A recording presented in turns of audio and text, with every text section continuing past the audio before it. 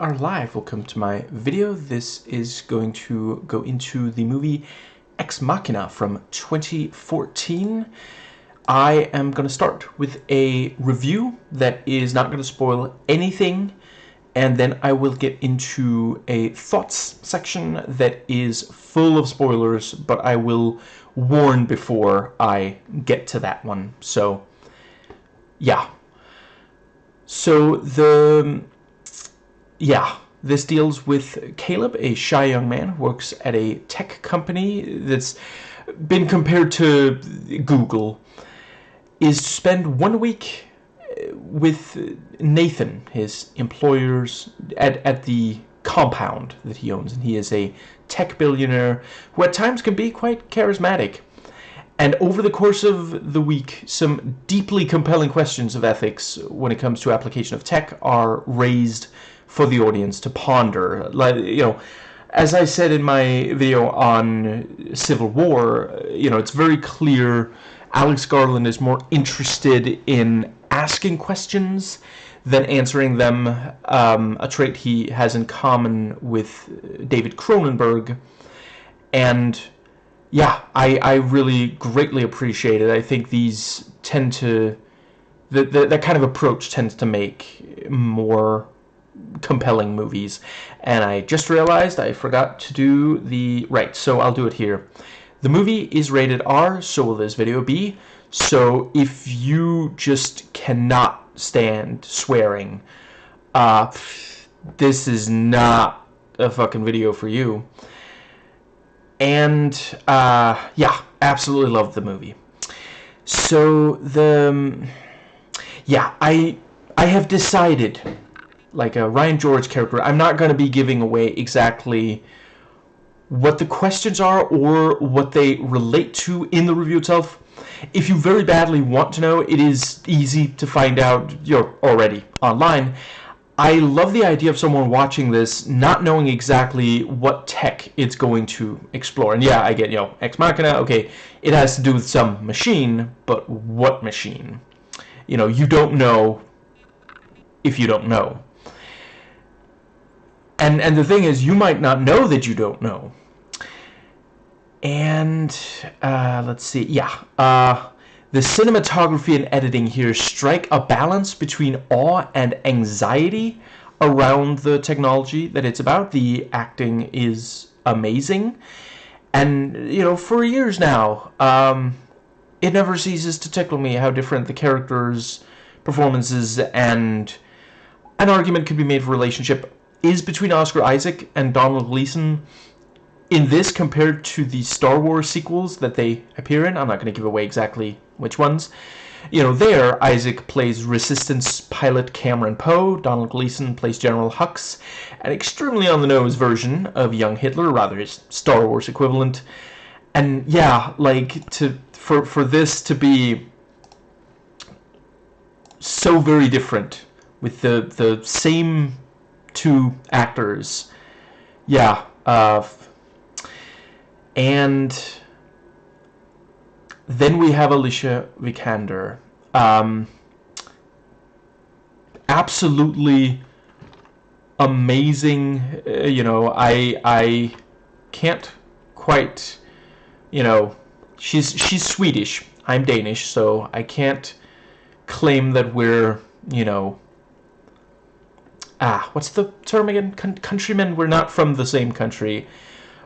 But I will put forth that the Scandinavian nations have produced, amazing media and given the world some incredibly talented actors and filmmakers, video game developers and such. I am not going to give away exactly why her performance is simply tremendous, but in the review itself, I will talk about it in the spoiler section. The special effects are breathtaking. It is genuinely incredible how you simply, you can't quite see where reality ends and the effects take over. Like, as you look at some of the stuff, like, you know, okay, at least some of that has to be in effect. And other things are definitely real. And this is, of course, completely purposeful, because the movie is, in part, about how that which used to be science fiction is now commonplace. Think about how Star Trek predicted smartphones. The writing, you know, it's one of those things. I haven't watched everything that Alex Garland has written, and certainly not everything he's directed yet. Once you've watched one movie that he's written, you have a pretty decent idea of what to expect on a very, like, core level. Not all the details vary greatly, but yeah, you know, I already mentioned he likes asking questions. He clearly likes to think of these scenarios that really challenge certain things. You know, I'll get into the questions this one asks and the challenges and such in the spoiler section. 28 days later, very much this thing of, you know, what does it look like when society breaks down and there's just a few people trying to get by. And obviously that is not a unique concept, but I do think that his writing helped explore it in a way that I don't know if it's an exaggeration to say not much since, like, Romero's, you know, the Trilogy of the Dead, but certainly there's a lot of zombie movies out there that kind of just go for the visceral thrill and don't take that much of an interest in the psychological. And I mean, I'd be lying if I claimed I didn't enjoy some of those movies tremendously, but I am really appreciative that we also have these more brainy takes on it, you know. Other than that, you have things like characters that at times can feel, I don't know if the term is archetypal, I guess. Certainly sometimes they don't feel 100%. It's a similar thing with Christopher Nolan, you know. Sometimes the characters feel not 100% like real people, and more like, okay, this is, he wanted someone like this in the movie, you know. You have the way that he's able to deliver exposition in a very smooth, organic way, to where you might not realize you're being exposited at until after that has already happened. And, you know, he makes these little, he masters setup and payoff. He'll plant an idea in your head and have it later, you know, really, pay off. And yeah, his direction, as mentioned, you know, did I mention that? Whatever. I have already watched Civil War. That was the only of his movies that I could find on streaming. So made sure to watch that. So I didn't, you know, this I got on DVD at a ridiculous sale. With both of these, you know, he's mastered the technical aspects to the point where it almost, like, this is an absolutely astonishing debut. It is extremely rare for a directorial debut to be this impressive, you know. But yeah, he nails it.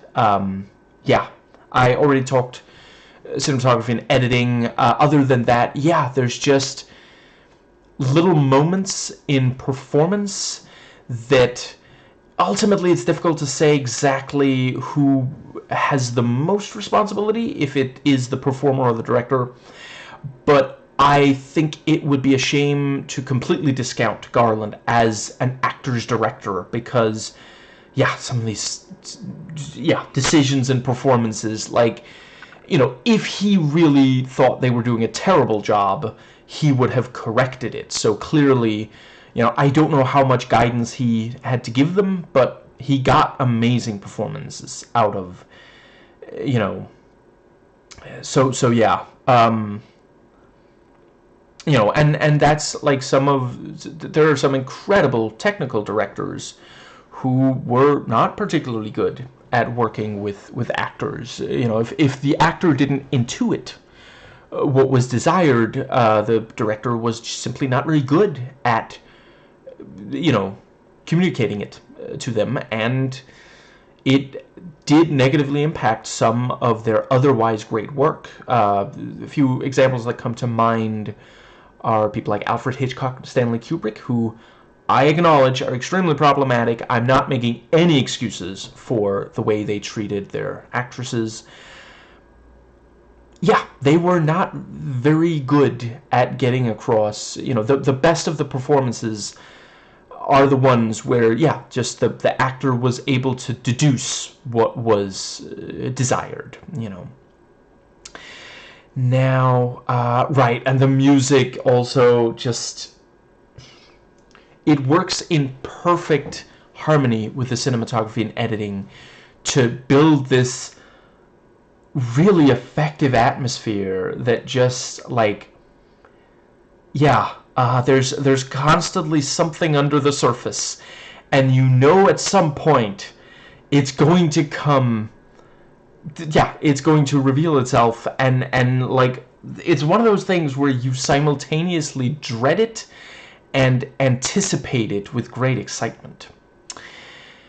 The pacing, I understand, was something, some people felt this movie was simply too slow, and we're not really up for something that was so brainy, and I mean, I understand. I just think it sucks that we got to get better as a culture here in the West at appreciating something that, is, for example, in this case, taking its time, because it's not, I would argue, this is never boring. There are times where something plays out and it takes longer than some people might want, but I genuinely, if you feel like there's something in this movie that simply takes up too much time, or you think there's something in here that just should not be here, that doesn't have some purpose, please put it in the comments, and I will try to make my case for why I think it does. Now, let's see. So, this definitely is willing to go there for the R rating. Nothing felt gratuitous, but it definitely, there are things in there that make you uncomfortable, it's supposed to, this is not really, Alex Garland is not really, from what I've seen of his work, interested in coddling the audience. That is simply not something that he did not set out on anything that I've seen, so I guess I'll just briefly go over. So, other than these two movies that he directed, there are, of the ones that he's written that I've watched, I'll go in opposite order for absolutely no reason. Dread, that's D-R-E-D-D, not D-R-E-A-D. Sunshine, and the Beach, and 28 Days Later. Right, and for The Beach, he wrote the novel. Let's see, did he really not write the screenplay also? Okay, it seems like the screenplay was written by John Hodge, right? But yeah, so with each of the things that I've seen that he's written and or directed, he's trying to make us think, and sometimes, not always, that requires making us uncomfortable about something. Because the thing with pieces of media, when they make you uncomfortable, that gives you a chance, And I implore you to try to take it. I try to take it. I'm not going to claim that I always manage to. But take that chance to think about, why does this make me uncomfortable? Is this something that maybe I should be comfortable with? Is this actually wrong? Is what I'm being shown something that is either neutral or downright good, but I have been taught by my culture that it's bad in some way? Or am I right to be uncomfortable, but maybe the thing I'm uncomfortable about is worth thinking about? Like, why? What is it about it that makes me uncomfortable? And is that something that, does it serve a purpose? Is it protecting me in some way? Or, is it otherwise necessary? Because it could be. Yeah, I think that's everything I can get into without spoiling anything.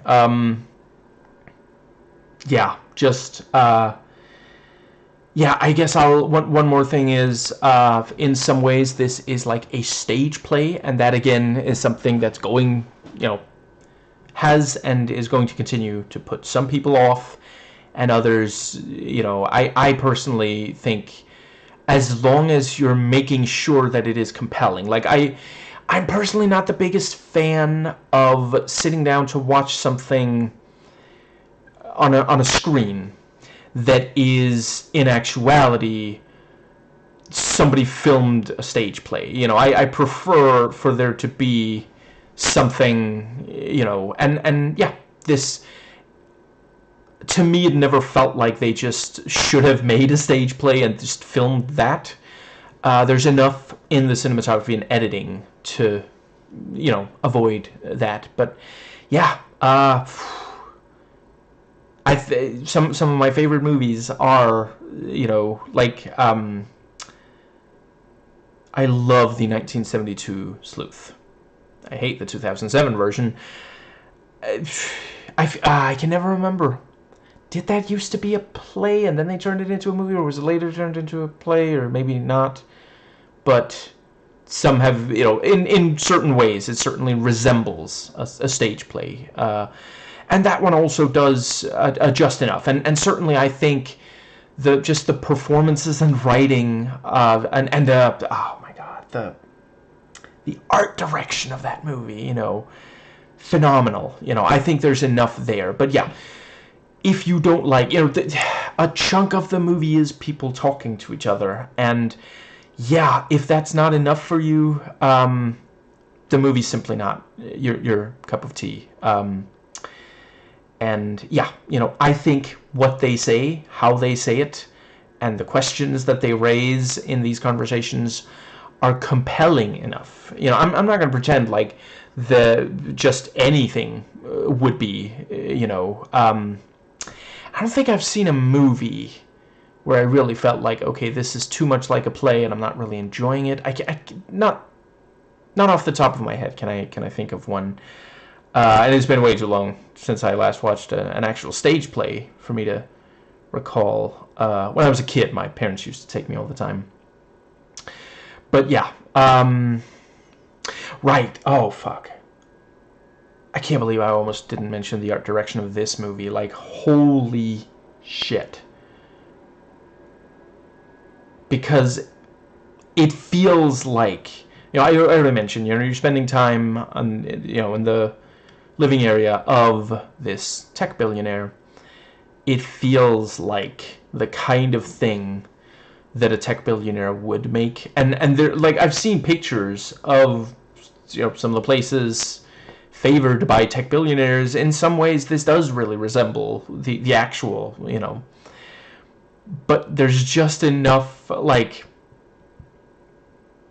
really, really important decisions where they chose just right.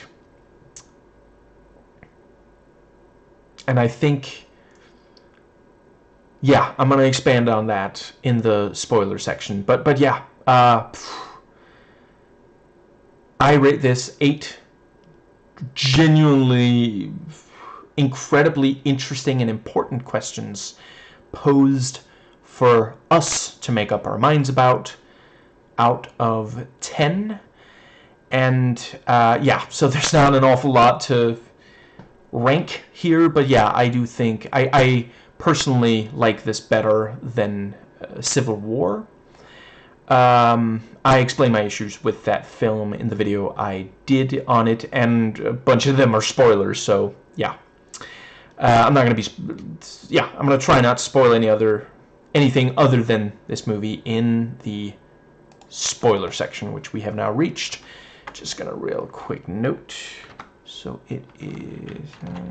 there we go. Yeah,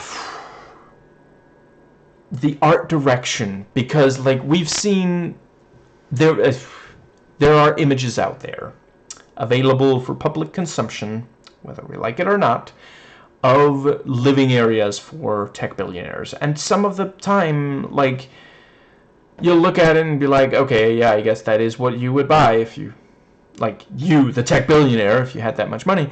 And then every so often you see it and it's like, what the fuck is...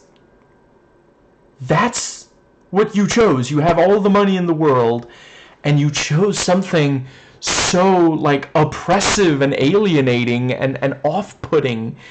And just, like, this movie takes that and pushes it further. Like, it feels like... I mean, by the end of the movie, you realize, yeah, I mean, essentially... You know, God damn it. I keep fucking up the name, so I think I'm just going to call him Employer. So the characters are Employer, Employee, Ava, Kyoko.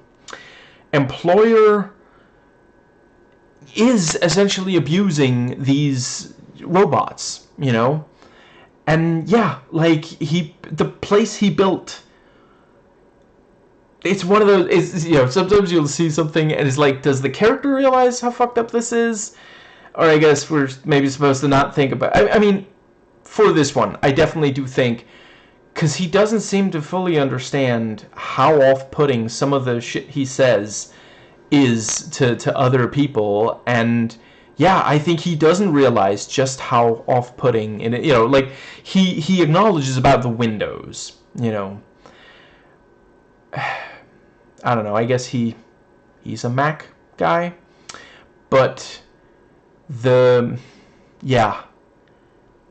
some of the decisions, like, it genuinely feels like, okay, so this is what you would build as a place if you're making this, like, Frankenstein laboratory, and you just want it to be as oh my god, parts of it look like a fucking dungeon, like a high-tech dungeon, you know. Oh, there's glass and there's just enough light, and it's just, yeah, but it's still a fucking dungeon, you know. And yeah, it's like how Elon Musk watched Blade Runner and thought it was aspirational. He's like, oh, there's an instruction manual. Like, Jesus fucking Christ, cyberpunk is not something that we want to imitate in the real world. It's a warning. It's like, and it's such an obvious warning too. It's like blaring siren. Fuck. And I do want to make it absolutely clear. I am not saying, you know, oh, what's wrong with, you know, like, some people overly focus on him being, like, on the autistic spectrum and say that that's, like, you know, yeah, that explains why he... No. Like, yeah, I think his social awkwardness can be partially chalked up to that. But, like, some of these ideas he has, like, I'm sorry, I've met a couple dozen people on the autistic spectrum. I haven't met even one person who particularly resembled Elon Musk. It's the money. It's the kind of, you know, upbringing he had. Yeah, it's stuff like that. You know, don't go and lump all autistic people in with, yeah. Now, and Elon Musk is actually, there's a quote from him in one of the trailers. You know, the movie came out back when he was still somewhat, pretty accepted as, like, you know, people didn't, a lot of people in the mainstream didn't realize yet how, you know, ridiculous he is in a number of ways, even though, like, I mean, if you look at it, the evidence was there. It's just, yeah. He was better. He hadn't gone mask off yet. He hadn't started Sikh heiling. Now, we all know the Turing test. Can you make, you know, AI so lifelike that someone would mistake it for human? You know, James Cameron says yes. Over the course of 2 movies, explored what that would look like. This movie proposes the Turing test 2.0. It is not about what it would take for bigots to not want you punished for a lifestyle that doesn't hurt you or anyone else. Seriously, Alan Turing helped shorten World War II. He saved a lot of lives, and then they put him in prison for being gay? But no, the Turing test 2.0, according to this movie, is if you know for a fact that what you're dealing with is an AI, you know, made to look and sound like a human woman, would you still end up treating that robot like a human woman? And this, of course, plays into multiple complex ideas in a very well done way. You know, for one, there's the notion that people wish to be fooled, which we can see in a lot of different contexts through many cultures all over the world. Children are amused by simple party tricks. Close-up magic and its equivalents are popular. And, you know, we watch full movies, you know, movies full well knowing there are, you know, there's various trickery to make us briefly believe that we've seen something that did not in fact happen, at the very least not in the way that it appeared to us. There's also the idea of women fooling men for personal gain. This is something that has been used by misogynists to make a lot of people hate women, when patriarchy does not give a lot of women any other option, and an overwhelming percentage of women use it simply to reach a situation that is not so precarious, you know, one where they are secure, something that, you know, supposedly, according to capitalism, any man can do. Obviously, in reality, it is also unavailable to a number of men, but patriarchy and misogyny have a lot of people thinking that desperate actions taken by men are more acceptable than ones taken by women. And another thing going on here is that of the fembot, a robot that appears as a woman and is sometimes depicted as completely subservient to not necessarily all men, but certainly at least one in particular.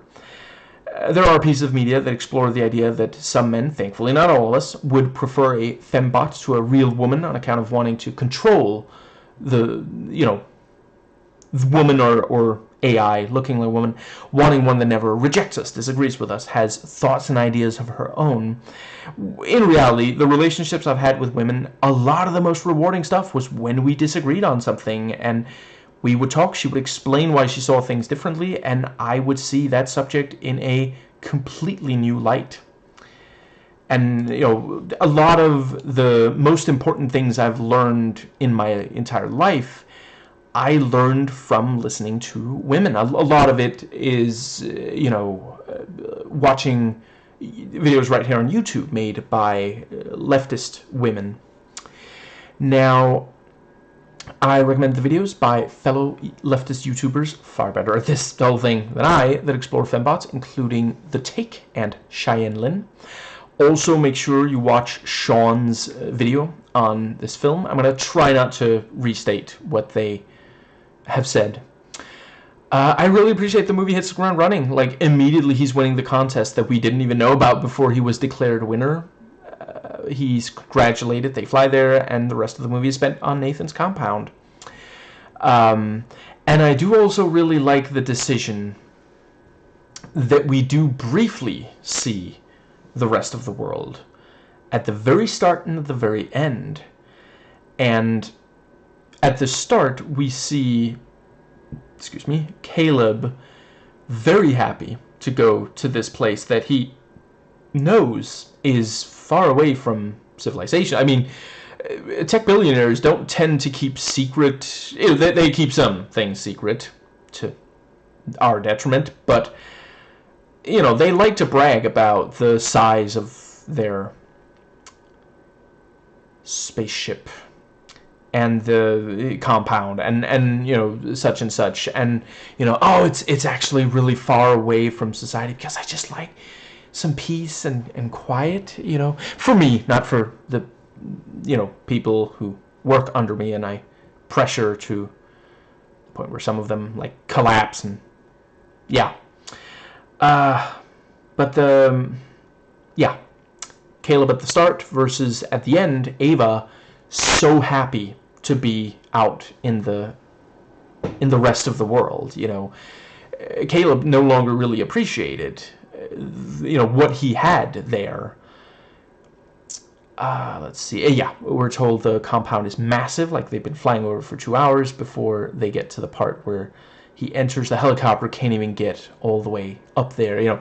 Like, we don't need to spend several minutes just watching them fly. I also quite appreciate in one of the trailers, let's see, I think it's the pilot asks, you know, how, you know, what's the reason you're getting out here, and he says, oh, I won a contest. That's not in the movie, and I'm glad, because we don't need it in the movie. In the trailer, it's a good way. It's like the narration in the trailer for, at least one of the trailers for Children of Men. You know, it's very quickly sets up what's going on here. You know, in the movie itself spends, you know, not very long establishing the contest and such, but you know, yeah, you could appreciate it. The pacing of it wouldn't work for a trailer. Now, let's see. Yeah, I quite enjoyed the bit where he doesn't know he's having his picture taken. Now he's going to spend the entire week with that unflattering photo on the access card. I'm sorry, that's the kind of joke I'm a real mark for. And very clever, the fact that from the outside it just looks like a shed. The start of it, you know, other than the lock. Good way to hide it from too much attention. And I really appreciate the camera rests on the lock after Caleb enters, so we see, yes, indeed, it does lock behind him. You know, it's one of those things, because, like, again, the moment you have a lock, there is a duality there. You know, some would say we have locks on our homes to keep the baddies out, but they're mostly used to lock ourselves in. And yeah, you know, like when Caleb arrives, like at first glance we might think, oh yeah, like you don't want just anyone being able to walk in there. But yeah, you know, later we realize it's definitely also there to keep Ava and Kyoko from leaving. And let's see, you know, like at no point does it, you know, by the end it's become clear neither of them have access cards. You know, they have, like, Kyoko has an okay freedom of movement overall, but she also can't do anything. Like, it's made clear that a robot is not able to break out with physical force, you know.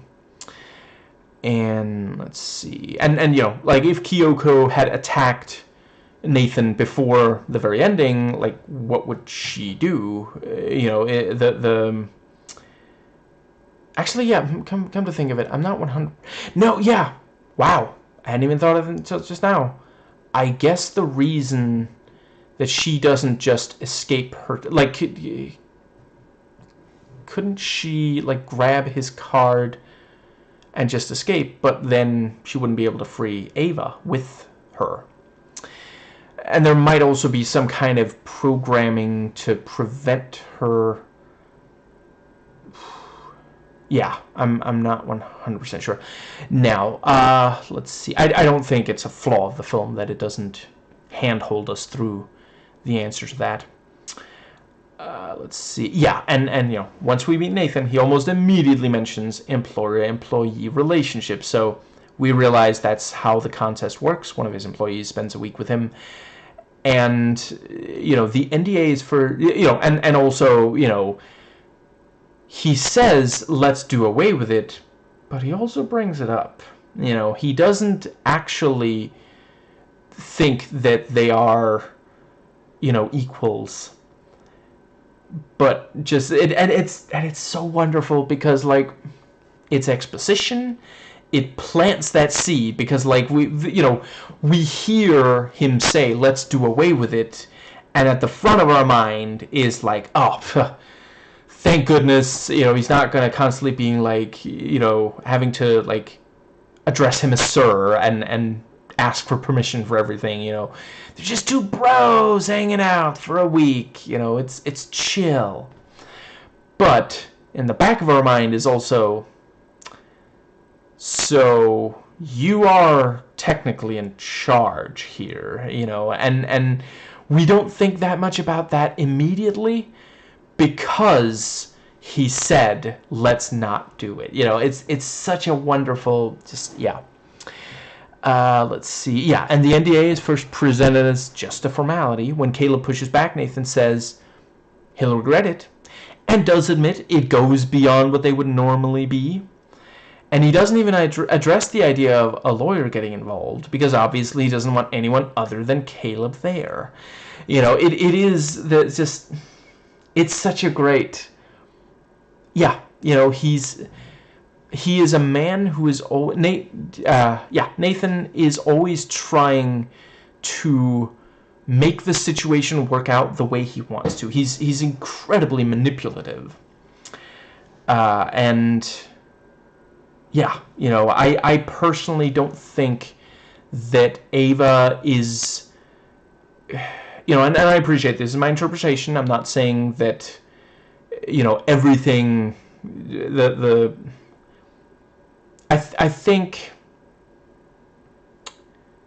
I'm open to other interpretations, is what I'll say. But it appears to me that Ava was intending for a good chunk of this to leave with Caleb. And I already referenced the video by Sean. I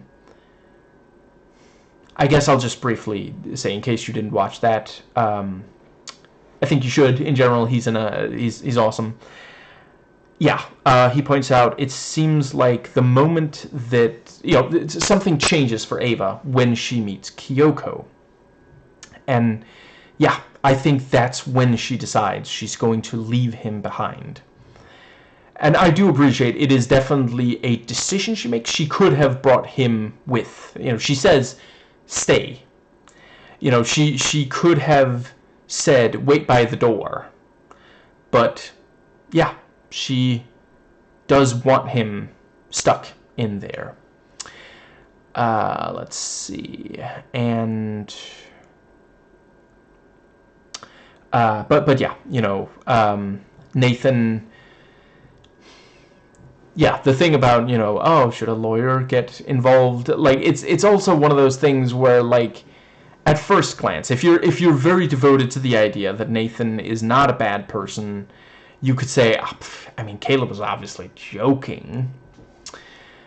And let's see, yeah, I think it was pretty funny. Nathan assumes there was a party because, fuck, yeah, this is where I started fucking up the names. Caleb assumes there was a party because of the hangover, when in reality, as we see later, he does have something of a problem with alcohol,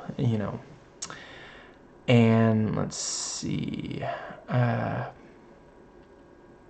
And I do also appreciate, it acknowledges, some of these rich people have vices that would be frowned upon in regular people. If you get extremely drunk, you might not be able to carry out, like, worker class work.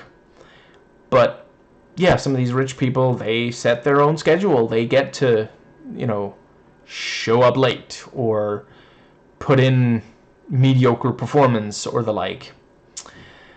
Now, let's see. And to be clear, I do think that I think we're all entitled to not be 100% all of the time. I just think it's fucked up that right now that's true for the powerful and not the powerless.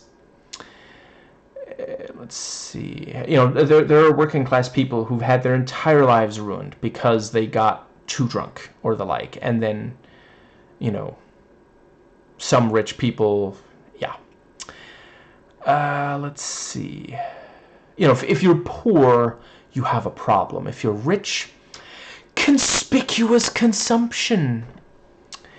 Now, let's see. I think...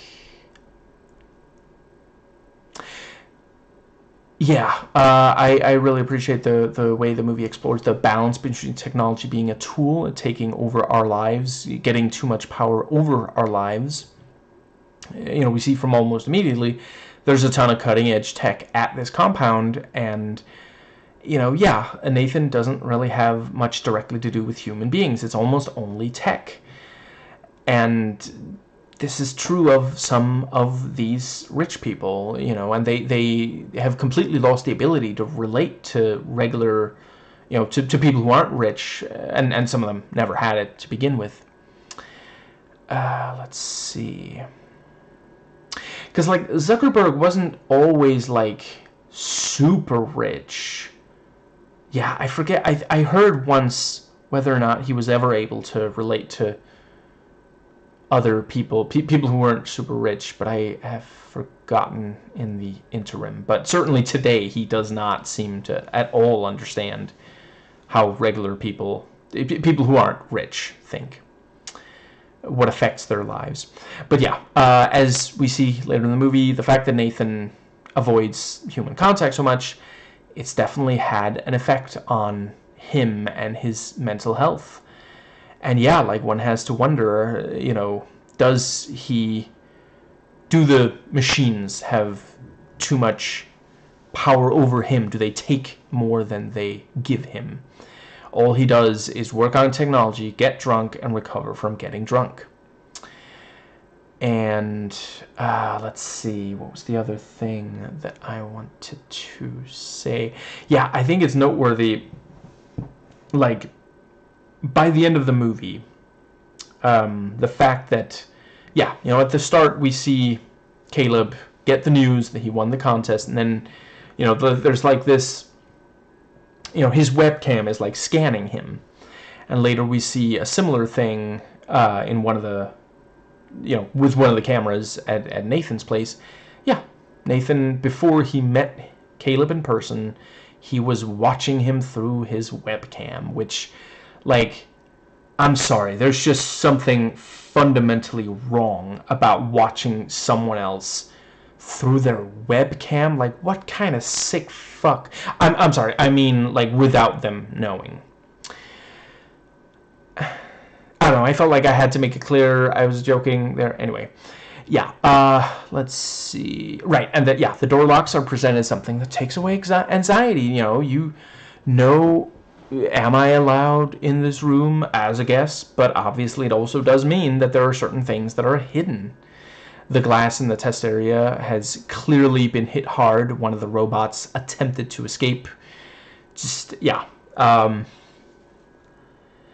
The performance by Alicia Vikander, I already mentioned, it is phenomenal. Like, her acting like a robot is so convincing. Like, you've seen her face, like, she'll do like a head tilt and, like, like computing, and yeah, like, at time, like, early on, I was wondering, when she smiles, is it organic? Like, to be sure, Caleb is adorable. Some women like that, despite what alpha male misogynists who really want your money would have you think. And I think there is a chance that she does actually like him, and from right away. And I do appreciate that we don't know for sure, and like, yeah. Is it organic, or is it that she's been taught to? And that does, of course, bring up some of the time when a human woman is smiling, it's because she gets very negative reactions when she isn't smiling. And in general, like, speaking from personal experience, I definitely sometimes, you know, will force a smile or otherwise like have to react a certain way that isn't the way that is coming naturally to me just on account of, you know, but it is worse for women. But yeah, to avoid a negative reaction from the other person or people. Yeah, this is one of the best robot acting performances, and acting performances just in general. Like, she nails it. No wonder she's gotten a lot of praise for this and got other work off it. And let's see. Yeah, I really love the way that every so often Nathan just won't acknowledge something that Caleb has said. Like the thing about, you know, I didn't say you were a god. You know, the thing about, you know, it's the history, not the history of man, but the history of God. And he's like, oh, so you're saying I'm God? And then he starts like out loud writing the retelling of the story, even as Caleb is objecting. That wasn't what he said. You know, he's trying to control the conversation, trying to control how Nathan thinks about things, trying to craft a narrative. And that is, again, something rich people, they love controlling the narrative, because if they don't, a lot of the stuff they do, you know, it becomes clear how awful it is, you know. But when they control the narrative, it's not, oh no, this is important, this is, you know, it's impressive and all these things, and it'll make the world a better place, and these various things that they don't believe. They just know that if we realize how fucked up how they treat their workers and what they're doing to the planet, you know, yeah. Let's see. And yeah, every so often he'll ask, you know, so what do you think? He's very reluctant to listen to feedback. He mostly just wants to be told how impressive he is. Like, he's very happy when Ava is described as fucking amazing, because he thinks that puts him in a good light. You know, he's like, well, I made her. You know, I made sure that she would do this. So, you're welcome. Also, very notable, the one thing he has to say about Ghostbusters after quoting it, which I do appreciate, you know, yeah, like, who are you going to call? Ghostbusters. It's a movie, you know, that's just, yeah. After he quotes it, you know, the one thing he has to say is, Ghost Oral. After all, that movie is, in part, also about someone meddling with technology that they don't fully respect the limitations of. The way he talks about women and sex is also very dude bro. Like, he doesn't really consider Ava and Kyoko as anything beyond impressive for how convincing they are as human women, and the fact that he clearly thinks they're sexually attractive. You know, the double entendre about Kyoko getting him up in the morning. You know, while Ava and Kyoko don't seem like they're really into this, you know, the sexuality. And yeah, it becomes clear the more you watch. And we also see sometimes, you know, Nathan barely waits for Caleb to draw breath before saying something that doesn't really seem like they're having a conversation so much as Nathan is just saying how he thinks this should be perceived. Sometimes he doesn't even wait. Sometimes he just interrupts Caleb. And he is also controlling communication, not letting Caleb use the phone. He waits until Caleb's already picked up the phone and is just about to try to use it when it was pretty clear what was about to happen there. He could have stopped him sooner. And yeah, you know, he wanted to quote Ghostbusters, which I can't really fault him for. That is an incredibly quotable movie. Fuck the Reagan politics of it, obviously. But yeah, it's yeah. I'm not immune to its charms. You know, it is the writing, directing, acting, special effects. Like, there's a lot of really great stuff about. Yeah. And let's see. Yeah, it is definitely not accidental. We can clearly see Nathan is partway through his 4th beer. So instead of sleeping, he drinks that much. You know, no wonder he had a hangover. Yeah, there was no party. a party of one is not referred to as a party. That's just drinking alone. And I also quite appreciate the discussion of if language is learned or we always have it, and what we learn is to put words to the language we're born with. And her voice, Alicia Vikander's voice in this performance, is just the right balance of like robotic but trying to imitate a human being, which is actually a piece of feedback I've gotten myself. Very creepy. Nathan watching Caleb on camera, and yeah. Right, and it seems the compound is so far away you can't get a phone signal there. And I swear, Nathan looks so much like one of the Oral Nauts guys. I keep expecting him to take literally something in pop culture. Big fan of those guys. They are 100% recommended. They somewhat recently-ish did a video on like two guys at the in the Star Wars Cantina, just going over the backstories of the various characters there, and just it's really great. A lot of their work is, especially I'm quite fond of their Star Wars videos. And let's see. Yeah, it's very clear at this point that Nathan, by now, just views technology as something that enables him to do what he wants. So with Kyoko, he wants a sexual partner. With Ava, he wants to trick Nathan. Because he, as a tech billionaire, is used to being able to sway customers, convince us to use products he makes the way he wants us to. I really like the detail that some of the time he genuinely does seem to understand how he comes across, like the thing about no windows in the room, which he also keeps pushing, because, I get Caleb is actually really shy. There's a pretty decent chance he does want windows in the room, even if he isn't the one to bring it up. I have heard some people on the autism spectrum don't really care if they have windows or not. Infamously, Elon Musk built a tunnel with no windows.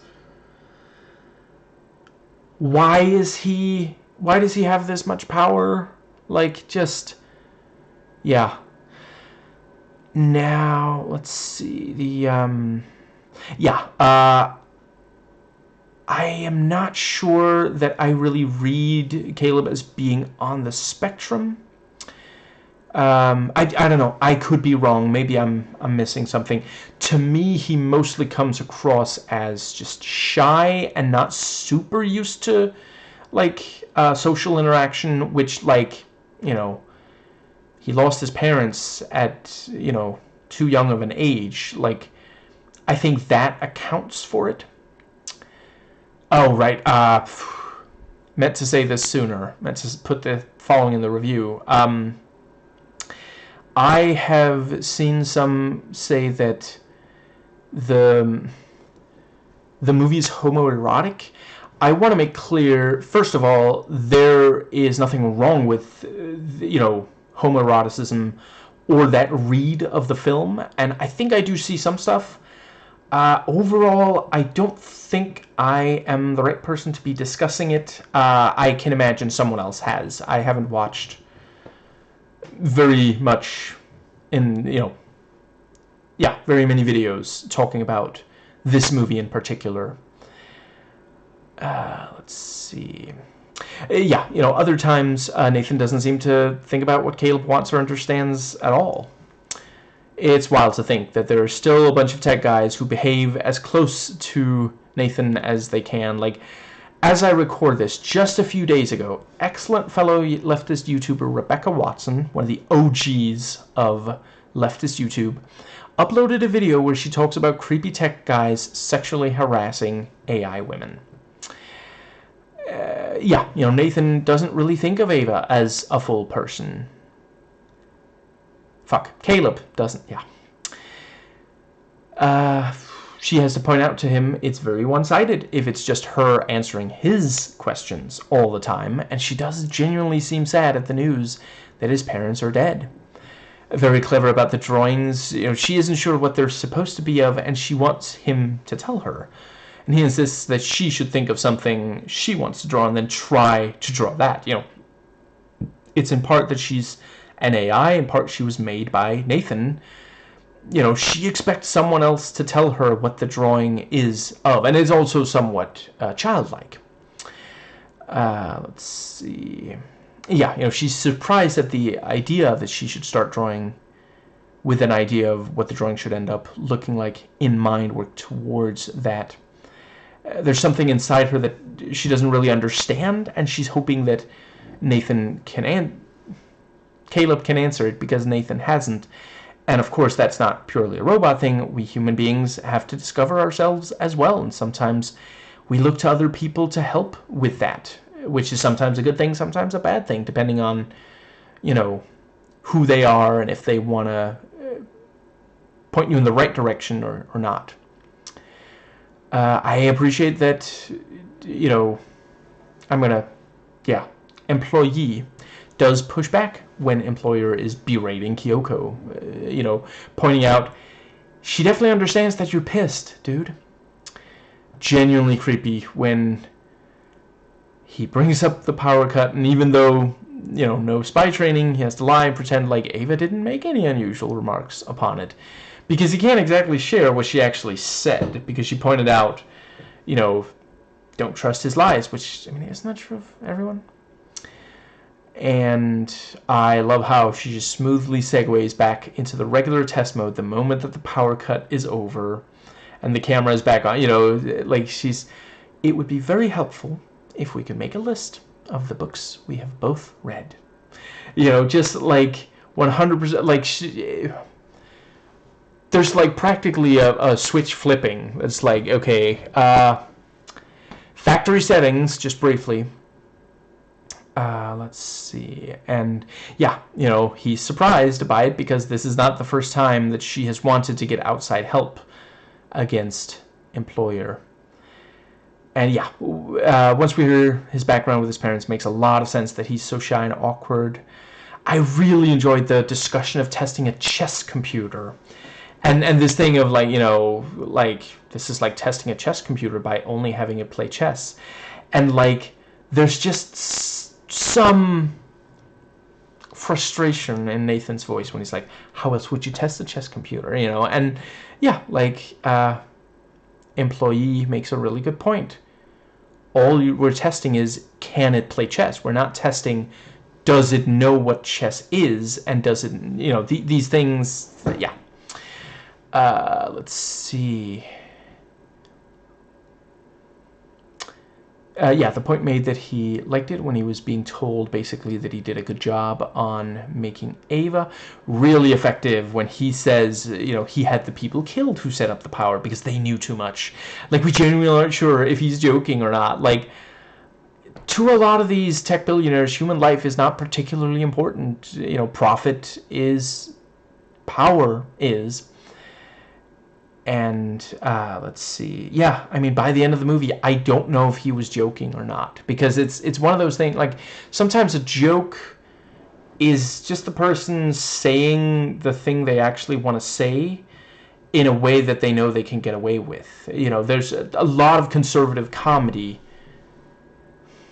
Comedy is just them airing out grievances and saying things they know that if they didn't frame it as a joke, people would rightfully point out that's a really fucked up thing to think, let alone say out loud to people, to a bunch of people, while being filmed, but they're like, oh, it's just a joke, can't you take a joke? And then they get enough power that they don't have to take jokes about themselves. And, Elon Musk famously censors people that he disagrees with on Twitter. X. And let's see,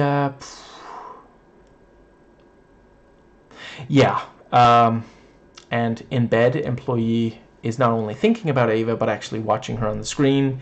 And she turns, seemingly aware that she's being watched. And, there's the camera.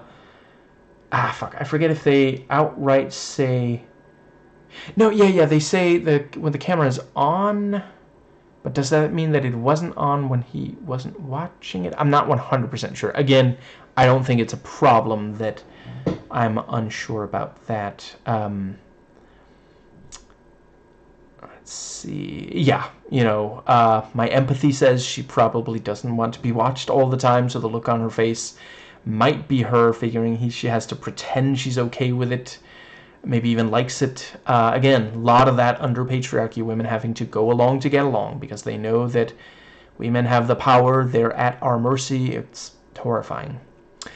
Very compelling when we see the room where the example of Ava's mind is, and we get the revelation, he hacked every cell phone on the planet to make sure Ava could recognize and understand facial expressions and such. And he points out the companies knew that he was hacking, but they were also using it to spy. And yeah, so much sad truth to that. Let's see. Yeah, great when Ava does see right through him, point out about, it appears he's attracted to her, and noting there are indicators he's attracted to her. One in particular which points up. And then she says micro, which, is it really that small? Oh, expressions, right. And yeah, when she puts on the clothes and wig and such, like the deliberate nature of it. Her getting dressed and her putting on skin are scenes where, it's not really that a lot happens, and ultimately they're not like super long, but they could kind of feel it, and yeah, the camera lets it play out, without being so eager to just move on. Clearly she really does want to dress like this, and it draws attention to the fact up to this point she had technically been naked. She doesn't look 100% like a human woman. There isn't skin covering her entire body. Not an awful lot of her body is like very obviously skin, but yeah, technically she was naked. A lot of robots are technically naked when we see them in fiction. A lot of the time attention isn't drawn to it. Sometimes it's because they don't look particularly human, so we think, oh, this is more like an animal. Animals don't wear clothes except for the ones that are pets where the owners want to dress them up and such. Other times, yeah, why is this robot that looks so human actually naked? Why aren't we thinking about it as we're seeing it? At what point does it become so much like a robot that we cease to think of it as passing as human? I love that during the conversation about Ava having sexuality, we can see Kyoko clearly listening and understanding what's being said. And, just, yeah, because, like, that's something that she 100% understands, because she was given sexuality. At that point in the movie, we don't know that she's a robot yet. We only understand in retrospect why that particular thing is, but yeah, like she hears that and she thinks, here's someone who's going to stop, Sean comes right out and says, it seems like it's basically rape. I agree. When employer has sex with Kyoko, that is rape. And for reasons that I think Sean does a really good job explaining. And yeah, Kyoko hearing, it question, why does the, because, yeah, to her, like, the answer is, for the sake of rape. But here's someone who might actually be sympathetic to a rape survivor. You're right, and the fact that it goes from being about, why, why is that, and yeah, employer assumes, oh, you mean, can you have sex with, oh, absolutely, and just, yeah. Because to him, that's, yeah, no, I made a sex robot, do you want to try? Just, he doesn't even bring up, like, the ethics of that. Let's see, yeah, and the point about consciousness without interaction. Every living thing has sexuality one way or another, but does a robot that doesn't have an evolutionary need to procreate also have it? Should it? Does it need it? Etc. And some people have interpreted the ending as meaning that Ava is going to be the end of the human race. I don't really think so. I don't think she has any intention of it. And I do think that without her, like, okay, hypothetically, I think I could see at least some men, you know, become obsessed with her and, you know, they end up destroying themselves. I really don't think she's going to purposefully try to hurt human beings other than from self-defense. I think it is quite noteworthy. She has the chance to commit acts of physical violence against Kyoko, employer, and employee. And she only commits them against employer. She does lock employee up, but I mean, it's one of those things of like, yeah, he thought it would be okay for Kyoko to remain locked up. So, you know, again, as Sean, you know, explains in his video, yeah, I mean, I don't, you know, it's not exactly a positive fate for him. I think she sees it as poetic justice. But yeah, I don't think, you know, I don't know, I can't rule out she might, like, get into vigilantism or something, but I don't think that she would purposefully try to destroy the human race. I do agree that there are risks when it comes to AI in the real world. I don't think I'm the best person to discuss it, but thankfully it's been discussed by a number of really talented people here on YouTube. So, yeah. And the movie does a wonderful job bringing it up, you know, and I do respect the interpretation that she is going to do, perhaps unwittingly, destroy the human race. Let's see. I think that was that entire point. So, yeah, once Ava starts wearing clothes and the wig, the only time she doesn't wear it is when she attacks employer. And, you know, it's one of those things of, like, if she's not super used to moving fast wearing the clothes, I mean, what if she, like, trips or something, you know, that, like, once you get a new type of clothing, you have to, like, get used to it. And let's see. So yeah, you know, this is how she wants to look, you know. Really messed up that Kyoko has evidently been programmed to go along with sex as soon as a man touches her shoulders, that sort of thing. At the very least, when employer is nearby and she knows, you know, at that point, fuck. No, yeah, I'm almost certain that the scene where he's trying to talk to her and then she starts undressing, employer's already in the room. Super creepy dancing. I understand that scene, some people really hated that scene. I mean, I think it accomplishes what it sets out to do. And you know, it's not long enough to derail the movie. Now, right, I quite like Ava asking employee questions, calling him on his lies. Also really great when it's brought up maybe the power cuts are staged to see how they behave when they aren't being observed. You know, first, you know, maybe it's employer causing them, and then Ava says, I'm causing them. Maybe that's why, you know, to see how behavior, yeah. Let's see. Yeah, and the coming clean about how the contest was rigged. In reality, he found the best coder in the company. He turned him down, so he had to go with employee instead. Let's see. Yeah, I really appreciate the honesty in the depiction of the, you know, in the rape scene. Clearly, it is just employer. Wanting to and doing it. He doesn't do any of the things that you might think would precede sex with an actual person. You know, he goes right to it. It's mechanical almost, you know.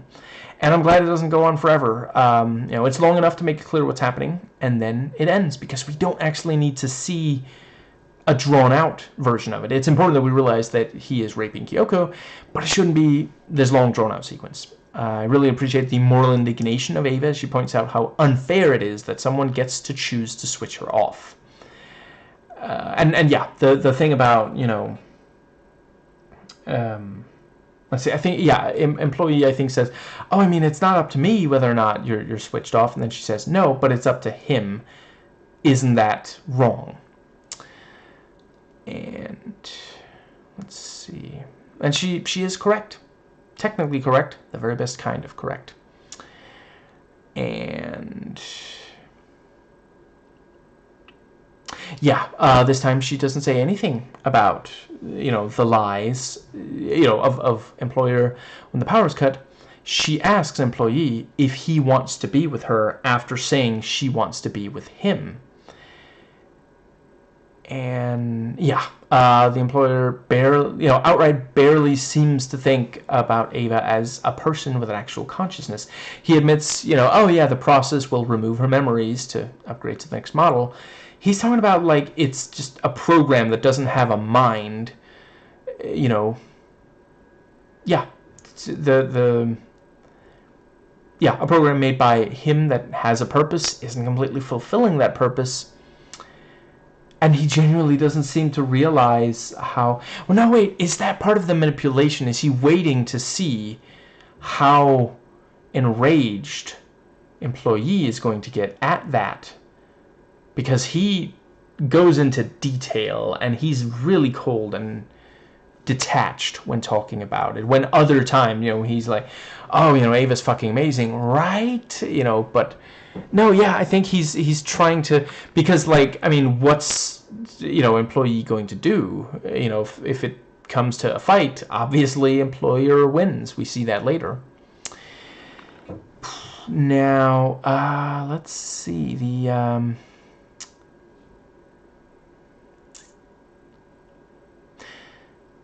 yeah, very creepy when we see the other fembot, the one that kept asking why he won't let her go, and he ends up annoyed with her rather than responding with empathy.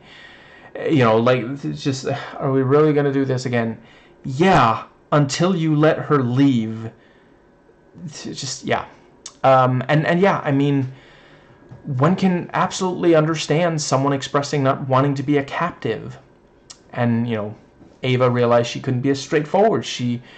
You know, the improvement in the AI, she's better at getting to a situation where she's able to escape. And let's see. Yeah, you know, it can be a shot in the dark to try to implore someone who's imprisoned you to let you go, because, yeah, I mean, maybe you can awaken their humanity, and maybe not. Such a messed up visual as we see her hammer her hands on the door until she breaks them off. And yeah, when Kyoko reveals she's a robot, very nicely done. Just the skin, and you see the eyes and the part of the torso. Oh my god, just, yeah. And it's such a, because we thought of her as a woman. We you know, like, over the course of it, it becomes clear, okay, at least some of what Nathan is saying about her must be lies. But, yeah, I mean, a lot of, you know, when we first see Ava, we kind of just assume, oh, that's what robots look like in this movie. They you know, they don't have skin all over. So, yeah, Kyoko, when we see her, we assume, oh, no, she must be human. And, let's see, yeah, very clever of employee to get the employer drunk. He knew it would work. And then he just has to pretend like the employer just dropped his access card. Again, you know, set up and payoff. You know, when we first see that he's, like, you know, partway through his fourth beer when he should be sleeping, yeah, you know, we think, oh, that's that explains the hangover. He wasn't partying, he was drinking alone. And we maybe think about, oh, that's almost kind of sad, but yeah, later it makes perfect sense, this idea of, just get him drunk. Let's see. Yeah, really nicely done. At the start of the movie, the employee is very deferent to the employer, but here by the end, he's ready to defy him, take control of the situation. There are a lot of movies that would never be able to work as a stage play. I think this one might actually be able to, and I really love that. It's so much about the dialogue, the ideas, the performances, and such. And yeah, by the end of the movie, you realize Kyoko doesn't speak because employer doesn't want her asking for her freedom. And, whenever the employer is nearby, she can barely do anything that is not what he wants her to do. And, whether that is programming or learned behavior is hard to say. Now, I've seen some people say the movie has its cake and eats it too. I mean, I do think that,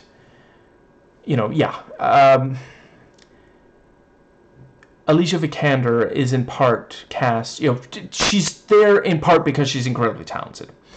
But, yeah, part of it is, it's going off what, was figured by, I don't know if it's Garland or the casting director or who exactly, would be most appealing to the presumed straight male white audience of Westerners, and yeah, I've seen some professional critics point out the movie does objectify female characters, and yeah, it's this thing of it's exploring objectification of women, and it's doing it in part by objectifying, which forces us to confront objectification. Because a lot of the time when a woman is objectified in a film, we never actually see her self-actualize. We never see her really take control of her situation. And here we do. It reminds me somewhat of the Emily Browning movie Sleeping Beauty.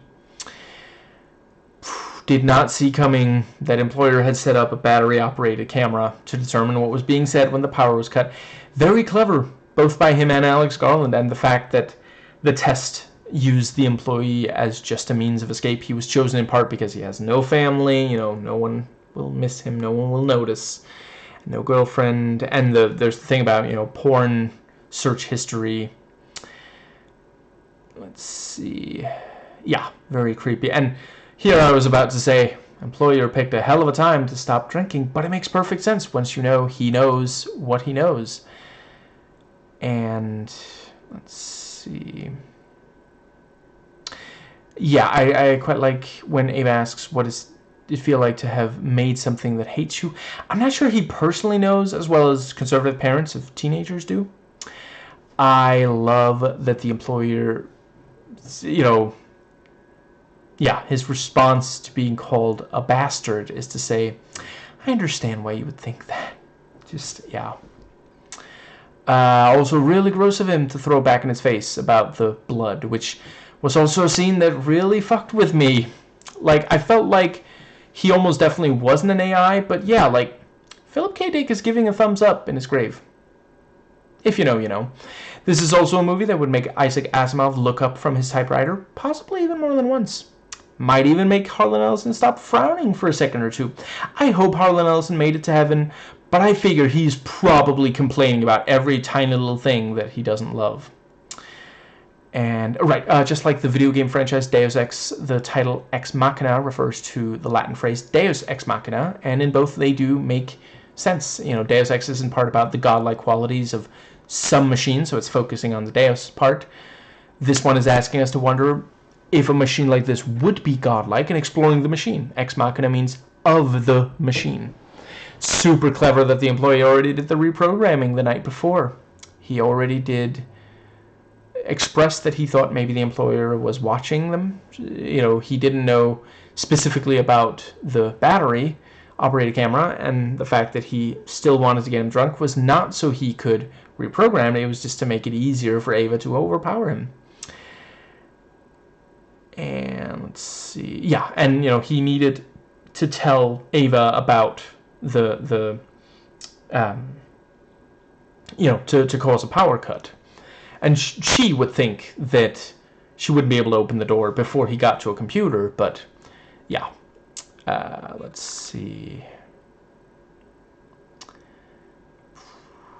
Yeah, because as soon as she causes the power cut, she can go through the doors. Very cathartic when Kyoko is part of killing the employer. I really wanted there to be an outtake where the first knife stab is followed up by him saying, "Oh, I actually had a really intense itch there that I couldn't quite scratch. Thank you." And yeah, genuinely, he couldn't imagine, his robots turning on him, especially not two of them at a time, and that's, yeah, that was more than he was prepared to deal with, even stone cold sober and with the metal thing from the weights. I appreciate that he's able to knock out the employee with one punch. It has been established he's definitely the better at that sort of situation, the boxing and weightlifting. And yeah, very compelling when Ava's able to put on not only clothes but also skin. And of course, the reason that the body she had didn't always have skin was so that the employee would always be aware on some level, this is a robot. He didn't know Kyoko was a robot until she showed him where the skin peels off. And the skin peeling off also sets up, oh, I mean, if you can peel it off like that, surely you can put the skin on. I'll stop calling you Shirley. And let's see. Yeah, I really like that Ava and Kyoko are basically able to free themselves. All that the employee did for them was unlock the doors. And, he's actually, unconscious through the climactic confrontation. Also really uncomfortable seeing him take off one of Ava's hands, and it's about to drag her back to her cell.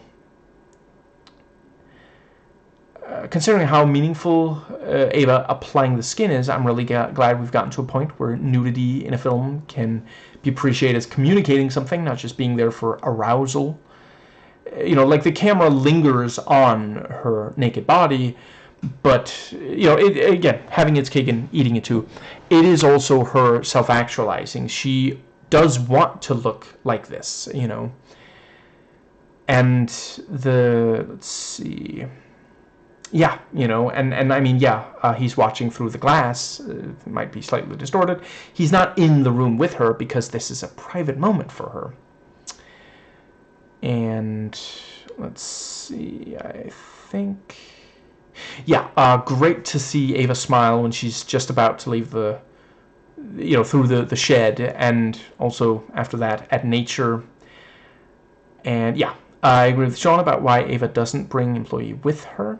Some people dislike that the last third of the film goes and changes subgenre, and this final third definitely is, this kind of thing is definitely something that Alex Garland has done in some of his written movies as well. I understand why people dislike it. I feel about the same way about it here as I do with 28 Days Later, and I'm not spoiling that movie, don't worry.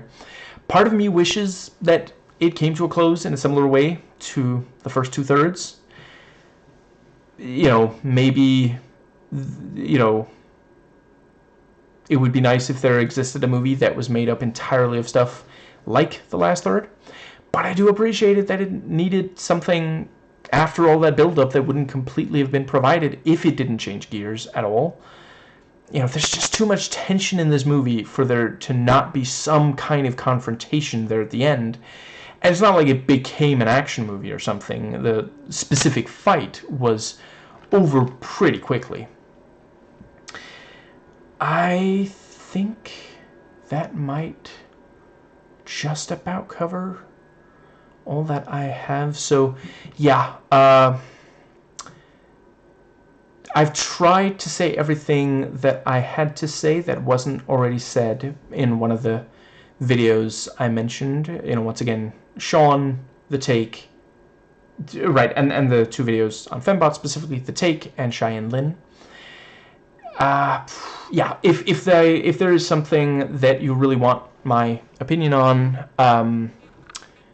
let me know in the comments section. Yeah. Let's see.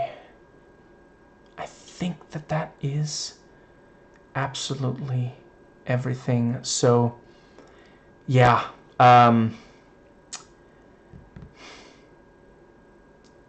So happy to be able to see more amazing work by, Oscar Isaac, Irish talent, Donald Gleason, and, I think, I think this is only like the second Alicia Vikander movie I've seen. I gotta watch more of her.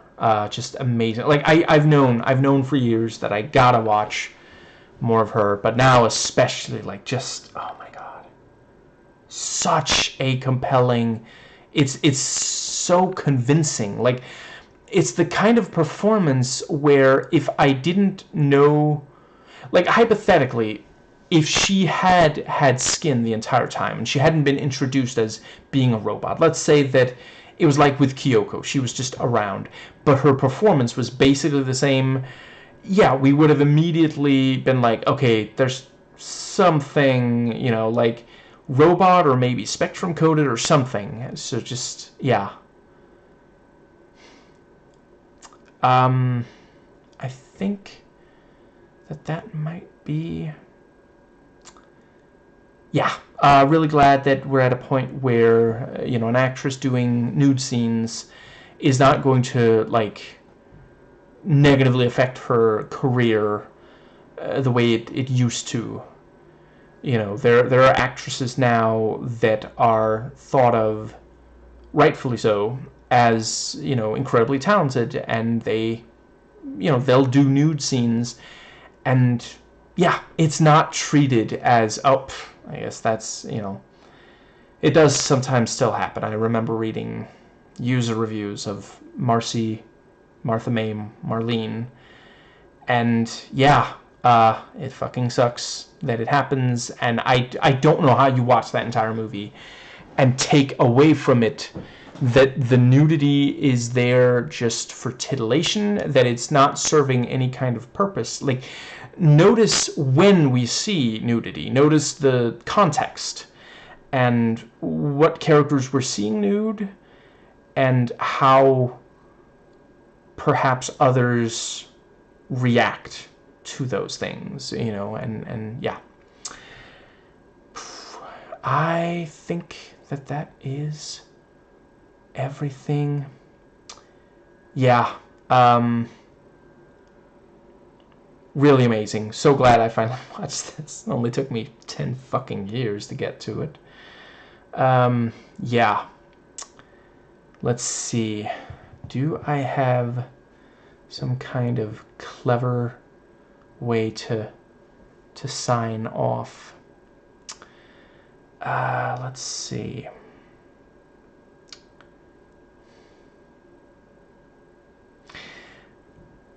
I really love that, like, by the end of the movie, we realize, yeah, employer made a sex robot for his own gratification, and then made another one that he's then, like, basically trying to, yeah, I mean, he's seeing, will, even if she doesn't have a lot of, she has fairly little skin on her body. She's clearly a robot. Yeah, if her appearance is based on his, porn search history, is he going to fall for her and, just, yeah, I mean, he's if not for them managing to take him out there at the end, he would have made, these, yeah, fembots for, like, sexual pleasure, and just not at all thought about the fact that, they have so much consciousness that they fully understand what's happening. They don't want it. And yeah, I mean, he's going to make money off selling sex while the, you know, the participants, the ones he is selling, they have no say and they don't get anything out of it. So yeah, a really effective metaphor for, like, let's see, that word is loaded by now, so I guess I'll just say the kinds of people who make money off sex workers, you know, some of whom are trafficked. You know, they might not have any other options, and yeah, you know, their bodies are being sold, and no thought is given to whether or not they want it or not. And yeah, just so much to think about with this movie. I really appreciate. Yeah, and you know, ultimately it does draw certain lines. I definitely think that by the end of the movie it has clearly communicated that it is wrong to force women into a situation like this with, you know, both Kyoko and Ava. Yeah, just I'm so glad that Alex Garland is writing and directing, because, like, fuck, this is up there with, like, Blade Runner 2049 and, you know, just, yeah. I love a movie that makes me feel and think like this.